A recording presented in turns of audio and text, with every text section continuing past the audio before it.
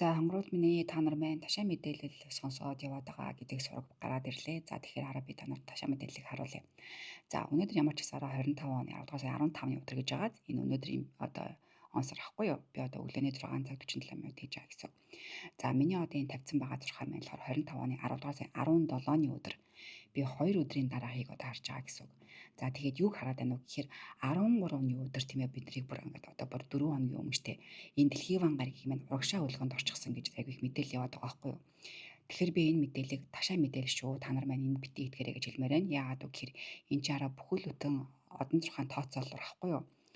За тэгээд тооцоолол дээр одоо юу гэж ингэрийг хараа 17-ны өдөр тийм ээ дэлхийн ван гарагч зогссон хിവэр байгаа гэж энд харуулж штэ ерөөсө зогсолттой байгаа. Ерөөсө урагшаа хөдлөөгүй. Тэгэхээр урагшаа хөдлөө шинэ юм эхлэн гэдгийг ерөөсө айгу буруу мэдээлэл гадар явж байгаа гэдгийг одоо энэ ингээ би баталж байна.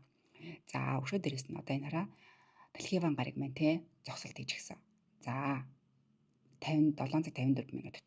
За тэгэнгүүт биний цагийн дараа ингээд авчил да 8:54. 8:54 болж байгаа. Тэгэнгүүт яаж нөгөө S тэмдэгч алга болчихж байгаа зү.